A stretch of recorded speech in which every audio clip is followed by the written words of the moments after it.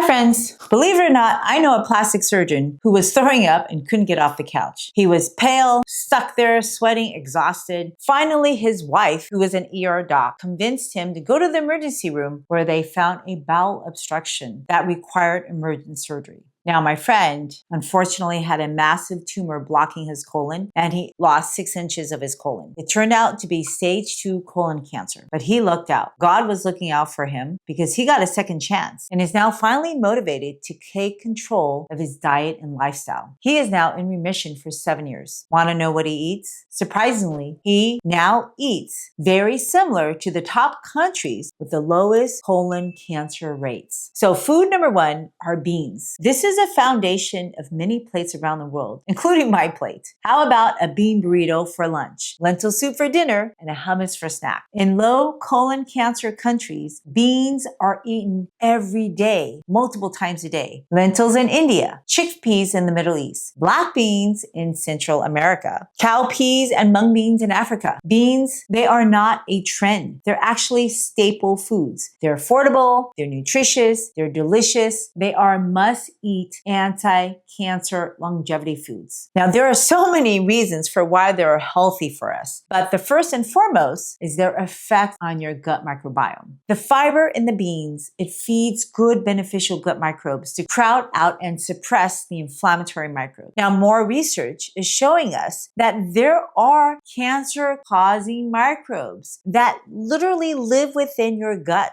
And then there are protective microbes that protect you from cancer. And I'm sure you've heard about the trend of eating fermented foods. Well, I'm not so sure about that. Fermented foods should not be in the upper gut like your stomach. Otherwise, why is your large intestine designed to be a fermentation factory, but your stomach gets stomach ulcers when they get microbes in it, like H. pylori? So you have a sourdough factory, but it's not in your stomach. And that dough is the food you eat. So when bacteria ferment bean fiber, they produce butyrate that fuels your colonic cells, literally giving them the energy to keep toxins out of your body while helping to keep your inflammation low. A well-fed colon is less likely to grow polyps. But if you have polyps, the quickest way to get rid of a polyp is to get a colonoscopy and have a gastroenterologist snip it out. And if you're 45, you should know if you have a polyp or not, because eventually that polyp may turn into colon cancer. Too many people in America far underappreciate the nutrition in beans, even the protein. 1 cup of cooked lentils, that has 18 grams of protein. Chickpeas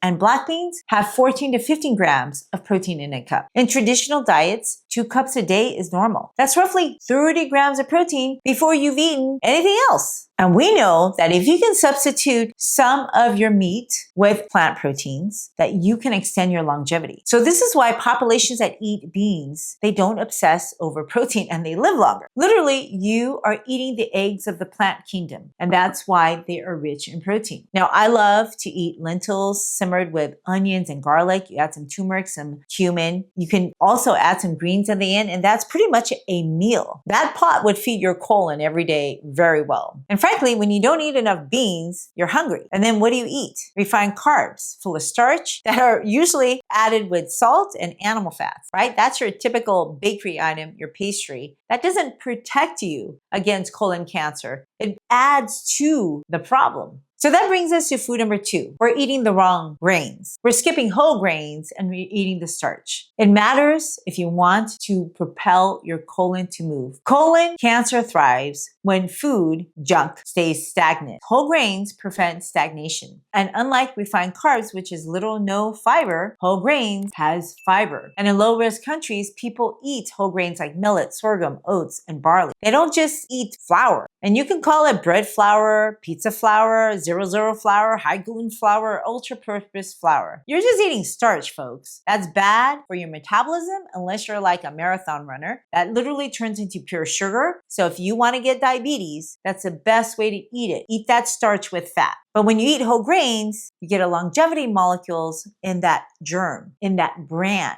And then that bran, it shortens transit time. And that means how long the toxins sit in your colonic lining, irritating it. So 1 cup of cooked whole grains provides 5 to 7 grams of protein too, because of what they call the germ. That is loaded with protein. And so when you combine a whole grain with beans, you get a complete balanced amino acid profile. And that's how most of the world meets their protein needs without protein powders or processed meats or even meat. Now, a common meal in Bangladesh or rural India is rice and lentils. I would make that whole grain rice and not white rice. Rice is literally a low protein food and lower in protein when you remove all the outer shell. You're basically eating starch. White rice, folks, it took down the Japanese Navy and caused them to go crazy because it made the soldiers thiamine deficient. And it took an experiment on chickens to prove that thiamine was super important for our brain and nervous system. And how did society pay chickens back? They now eat a ton of chicken and rice. And unfortunately for people, chickens don't have much thiamine either. And I bet if the chickens knew what would happen to them, they would think twice about saving the human race. And in parts of Africa, people thrive on millet and beans. In Central America, people thrive on corn and beans. We're talking about different grains, but the same principle. Now, food number 3 are dark leafy greens. That is essentially for repair and regulation. And it makes perfect sense. Every fall and winter, have you noticed a bunch of leaves fall to the ground? And then in the springtime, what do you see? New leaves coming up. Talk about the ability to repair and regenerate. Plants know exactly how to do it. So when you grow vegetables, ever notice how some leaves have holes in it? Why? Because the bugs like them too. Leaves are so nutritious that bugs, reptiles, amphibians, mammals, and humans all need to eat them to thrive. So are you eating leaves? Have you wondered why leaves are green? I'm sure you learned it in grade school. They're packed with chlorophyll, the plant pigment used to capture light and turn that light to photosynthesis into energy, glucose for the plant. Chlorophyll absorbs red and blue wavelengths of light and therefore reflects green. And that's why leaves appear green to our eyes. That greenness is not cosmetic. It literally signals that the leaf is metabolically active and rich in compounds that also matter for human health. And notice when the leaf dies, it turns a shade of yellow and then brown. And that's because when the plant shuts down chlorophyll production, it begins breaking the leaf down from the inside. Chlorophyll is essentially a very energy intensive molecule to maintain. And leaves, they become no longer useful because of aging, lack of light, cold, drought, or just seasonal change. And so the plant actively dismantles it to reclaim the valuable nutrients, especially nitrogen and magnesium. And as chlorophyll breaks down, the green color fades first. Now what becomes visible are other pigments that were always present, but previously masked by chlorophyll. So carotenoids is what you're looking at when you look at a yellow and orange leaf. Xanthophylls are also present when a leaf turns yellow before it turns brown. And it's not decaying. It's actually a controlled, programmed process. And in the end, the leaf turns a shade of brown. And that's when the leaf loses its structural integrity. And at that point, cell membranes, they break down, enzymes leak, and oxidation occurs. And it actually has phenolitic compounds, similar to what happens when the apple slice turns brown. That's what's happening to the leaf. And of course, it gets dehydrated, so water content drops, the protein denatures, and essentially the leaf becomes crunchy and crispy when you step on it. So brown indicates cell death and a loss of metabolic activity. And this is why when you pick a leaf, you should go get the greenest leaf. Green leaves are nutritionally powerful, but brown leaves, they really have lost much of their biological value. Now, chlorophyll has a structure remarkably similar to hemoglobin, which is in your blood that carries oxygen. And the key difference is basically the central mineral. Now, chlorophyll, it holds magnesium, while hemoglobin holds iron. And this is one reason green leaves are so good for you. They are naturally rich in magnesium. Magnesium is essential for muscle relaxation, for your nervous system signaling, and for your blood sugar to be controlled. You need magnesium to have normal bowel movements. So when people eat leafy greens regularly, they're not just getting fiber, they're replenishing their magnesium stores in a highly bioavailable food matrix that support your gut health. And if you're not eating leafy greens, you're likely missing magnesium. And maybe that is why you're struggling with metabolism with your gut and your weight. Magnesium deficiency is strongly associated with insulin resistance, metabolic syndrome, and obesity. These conditions, they all increase the risk of colon cancer, as well as breast, pancreatic, and liver cancers. And by improving your insulin signaling through replenishing your magnesium, that reduces the constant growth signals given to cells. Essentially, your magnesium, it stabilizes your basic biology and to keep them and prevent them from becoming malignant. Cancer is fundamentally a disease of uncontrolled cell growth driven by DNA damage, chronic inflammation, metabolic stress, and immune surveillance. And magnesium sits upstream of all of that. And at the most basic level, magnesium is required for DNA stability and repair. Now, in case you didn't know, every time your cell divides, that DNA must be copied accurately. And magnesium is a necessary cofactor for DNA polymerase, an enzyme involved in base excision and mismatch repair. So when you're magnesium deficient, you can put 2 and 2 together, right? Your DNA replication becomes error-prone and repair mechanisms, they become inefficient. This may allow mutations to accumulate. And over years, that accumulation just increases the chance that one cell escapes normal growth and becomes cancerous. Magnesium also acts as a natural brake against inflammation. Low magnesium states activate stress pathways that increase inflammation through cytokines and oxidative stress. Chronic low-grade inflammation, it creates a biochemical environment that favors cancer initiation and progression by damaging DNA and promoting abnormal signaling. And having an adequate magnesium intake in your diet helps keep inflammatory signaling low, and it helps to regulate that whole process. And when you become insulin sensitive, your glucose is better controlled. And unfortunately, high insulin and insulin-like growth factors, they basically stimulate cells to grow and inhibits apoptosis, which is basically a dangerous combination in cancer biology. Normal cells need to know when to stop growing and when to self-destruct if they are damaged. But when you lose magnesium or don't have enough of it, your cells will struggle to repair damaged cells and to undergo programmed cell death. And imagine if your magnesium is really low, your damaged cells may keep dividing instead of being eliminated. Regular bowel movements, it requires magnesium. And to have a secure barrier requires magnesium. There's a reason why we have to poop, folks. So those toxins in the poop, they don't keep irritating your gut lining. So magnesium, it helps to regulate your smooth muscle contraction. Your colon is literally a muscle. It needs a push for you to poop. And people who don't have regular bowel movements, their colon is weak. It's not pushing. And there's a lot of toxins in your colon, like your metabolic waste, your bile acids. It can irritate your colon, loosen the tight junctions, causing inflammatory things to leak. And don't forget, your gut is your largest immune organ. Magnesium indirectly supports your immune system to be efficient at surveillance. There's a lot of moving pieces for your immune system. You got to activate it. It has to have proper signaling. It has to respond to abnormal cells. And if you're magnesium deficient, your immune system struggles.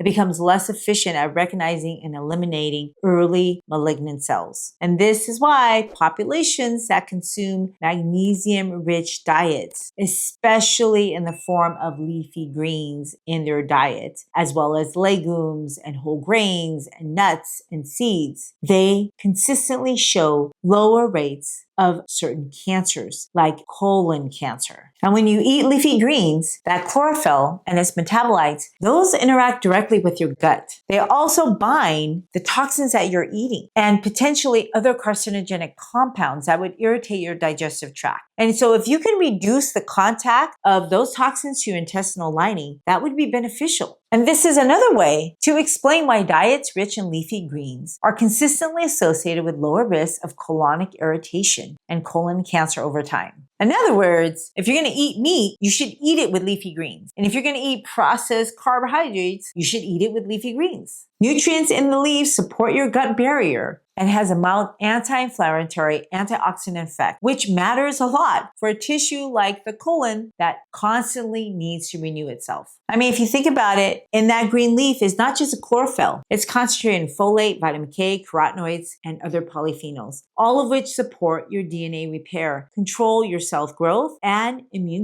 regulation. I mean, the leaves are literally the plant's solar panels, and it gives humans, when we eat them, access to the minerals and protective compounds that the plant generated for itself to survive the constant environmental stress. And hence, this is why if you eat enough cooked leafy greens, you get enough volume, you will tend to have better gut health. And it's definitely also has protein. One cooked cup of leafy greens has 3 to 5 grams of protein. But more importantly, they actually create a repair gut-friendly environment. And if you look at rural diets, greens actually change with the season. Sometimes they eat amaranth leaves, collards, mustard greens, spinach. That seasonal rotation, it adds diversity without having the added work of keeping tabs. Hi friends, I am so thrilled that you want to take charge of your health and take charge of your food. Now, I know nutrition can be complex, but it doesn't have to be. And I'm here to support you in this lifelong journey. So if you point your camera app to this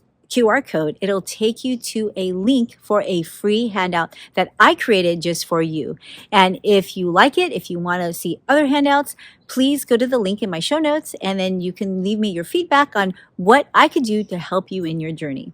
Okay, back to the video now. Now, food number 4 are onions and garlic. It is so important for microbial balance, and pretty much almost every low-risk cuisine starts your meals with onions and garlic. You can slowly cook them. I use them daily. And 2 weeks ago, I went with my friends to feed the unhoused in LA, and we made over 300 bean burritos. Impressive, right? Literally, the beans were cooked with an infusion of garlic and onions to flavor them. They were delicious, and those are the type of foods that suppress harmful gut bacteria while supporting beneficial microbes that help you with health. And by shifting what you eat, that can lower chronic inflammation inside your colon. So this isn't the once a month garlic. This is eating garlic every day in your stews, in your grains, in your beans. That repetition, it matters. I eat these foods every day, and I add garlic to almost everything except for my fruit. Number 5 is focusing on plant diversity. Different parts of the plant eating seasonally. It gives you literally different types of fibers. Now, I know there's a big trend of eating fermented foods. You don't need to eat fermented foods to build a healthy microbiome. You need fiber diversity. Now, if you've ever pulled a weed in the ground, you know the root is tough and stringy. The stem snaps differently and the leaves tear easily. The flower could be very delicate. Each part of a single plant has a different texture, and each texture represents different types of fiber. So roots like carrots, beets, onions, and garlic, they feed bacteria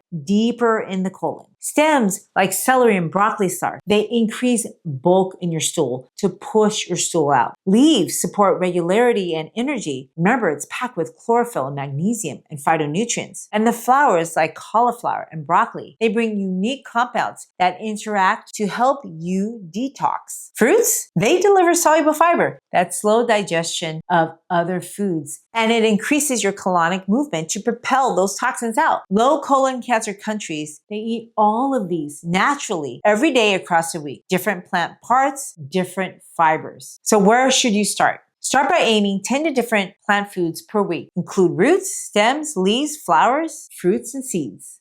You can basically add a new item per meal. Start slow and get it across the week. Diversity is one of the strongest protections against colon inflammation. Now, food number 6 is to learn to eat whole, fresh foods. Don't eat it soaked in a liquid syrup or with added sugar. Low-risk countries, they don't consume sugary drinks. They don't drink soda. They don't drink tea. They're not juice people. They eat fresh food. Now, I know fresh fruit can be more expensive and often require refrigeration. But the reality is liquid sugar, it spikes your insulin, even if it's all natural, and it feeds inflammatory bacteria and can theoretically accelerate abnormal cell growth in the colon. And maybe this is another reason why early onset colon cancer is rising, because sugary drinks are pretty rampant. But when you eat a whole fresh fruit, it delivers sugar slowly, packaged in a fiber matrix, surrounded by water. And whole apple is not apple juice. And orange is not orange juice. Blueberries are not blueberry pie. But take a risk, go explore. Papaya, mangoes, these all should be eaten whole, not blended into a juice. Now, food number 7 are calcium-rich plant foods. This is not calcium supplements unless you are using your food as a supplement. And why should we focus on calcium-rich whole foods? Because calcium binds to bile acid. They protect you from bile acids. Bile acids are toxic in your gut. And if you can reduce that damage to your colonic lining, you are therefore protecting it against inflammation. And honestly speaking, you can do this with calcium from dairy or with plants. But in many low-risk regions, calcium comes from leafy greens or eating calcium-set tofu or fortified soy milk. Some people have eaten small fish with the bones. I wouldn't recommend that unless you cook the bones really softly, or that can end up with a abdominal abscess. You know, half a tofu is 18-20 grams of protein, by the way. In addition, you get bile acid protection. And where does that bile come from? Your body. It makes bile, but it's toxic because it's a powerful detergent. And detergents damage tissue when exposure is excessive or prolonged. Hence, people with bile leaks, they struggle to recover their health because the damage is persistent and it's toxic. Now, bile acids are made from cholesterol in the liver and released into the small intestine every time you eat fat. It's there to emulsify the fat so that you can absorb the fat. And unfortunately, that same fat dissolving property allows bile to disrupt cell membranes, which is helpful for digestion, but pretty harmful when it's digesting yourself. So we don't want bile to linger in our stool. Theoretically speaking, in the colon, bile is supposed to be diluted, bound to fiber, and moved out efficiently. But when your diets are low in fiber and the transient time is slow, some people don't poop for days, bile acids can remain intact in the colon and irritate that lining. And then there's another problem because some gut bacteria can also convert primary bile acids into secondary bile acids, which are actually worse than the first ones. And these secondary bile acids, they can damage DNA, increase oxidative stress, trigger inflammation, and stimulate excessive cell proliferation. Exactly the environment that promotes colon cancer. Not a good idea. How do you get there? Eat a high-fat, low-fiber diet. That will increase your bile production and reduces your body's own natural ability to neutralize and remove it. So if you're keto, low-carb, or paleo, if you don't watch your fiber intake, you are more prone to have that happen to you. And in contrast, fiber-rich diets, they will bind to bile acids and carry them out of the body, reducing their toxic load. And hence, this is why diets high in fiber from whole plants with an adequate amount of minerals, they are protective for your colon health. Now, food number 8 are spices. They should be used daily because they're anti-inflammatory. They're so easy to incorporate. Turmeric, ginger, cumin, coriander. So many spices. People eat them daily in low colon cancer regions. And spices are eaten in a small dose, but consistently, which then helps you reduce oxidative stress, to reduce inflammation, and to support your gut integrity. And we're not talking about mega dosing and supplementing. We're talking about just cooking. So here's how I use some of them. You can put turmeric and ginger in lentils and you simmer that. You can use red or brown lentils. Add some chopped onion, garlic, and you can even add fresh or grated ginger, turmeric, and cumin. You can put that all in water or vegetable broth.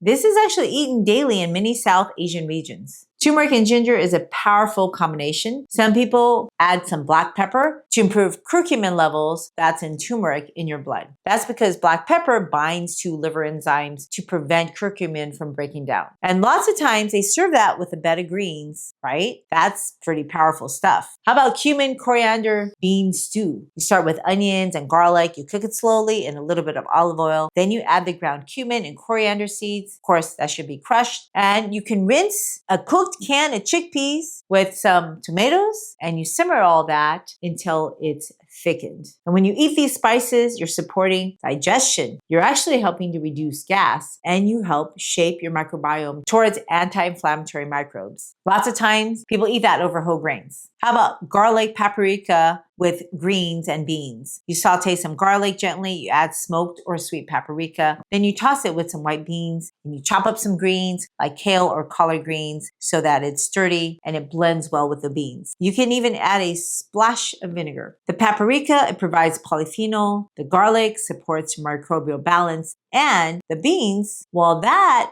feeds butyrate-producing bacteria. If you want something to do with your grains, add some ginger and scallion. You can cook some millet, put it in the pan, ginger and scallions with a little bit of oil. Then you toss the cooked grains. You can add some edamame or tofu. It's kind of like a stir-fried rice, or it's stir-fried millet. Ginger, again, it reduces gut inflammation. It supports gut motility. It lowers bile acid contact time in the colon. And if you want to know what else to do with turmeric, add it to cauliflower and potatoes. You can roast some cauliflower and potatoes, add some turmeric, cumin, coriander, garlic, and olive oil. And remember, all these are good the next day too. And for the starches, you just create more resistant starch, which is beneficial for your gut microbes. So eating all of these foods supports bile binding, microbial diversity, and fuels your colonic cells. And if you can't figure out what to do with sweet potatoes, you can always add cinnamon and cloves and beans. And you simmer black beans with some sweet potatoes, add some cinnamon, cloves, onion, and garlic. And when you eat beans and these spices, they help to mitigate post-meal glucose spikes. That lowers insulin signaling to then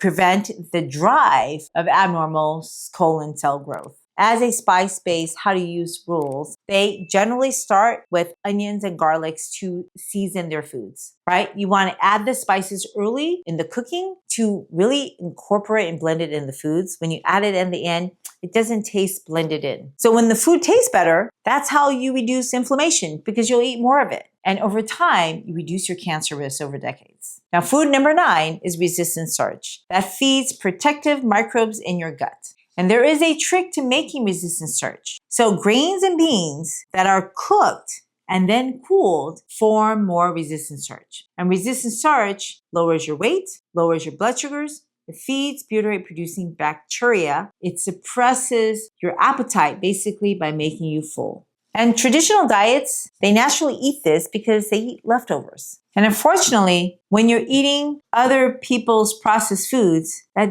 unlikely has much resistant starch, especially when you're eating dry, dehydrated foods that the food companies are trying to sell you. Now, food number 10 is really water or unsweetened tea. Hydration is the key to increase transit time to flush out toxins and to help with stool consistency. Now, your dry stool increases toxin contact time to your colon, irritation. Low-risk countries drink a lot of water. They drink teas and broths. And they're not drinking sweetened beverages. Your entire body works on water. And one of the biggest reasons why people are constipated is that they eat super dry foods and they don't even drink enough water with those foods. How does your gut get water if you don't drink it? You literally have to drink it, or you eat it in your food for your gut to get water. And that's why whole foods rich in hydration, like fruits, are so good for bowel movements. Step 1 in cancer prevention is to help your cells work normally. Cells don't work normally if they're dehydrated. Far too many people underestimate their hydration status, and they struggle to hydrate properly on a daily basis. That leads to more urinary tract infections, lethargy, brain fog, etc., etc. So if you want to learn more about that, watch the next video.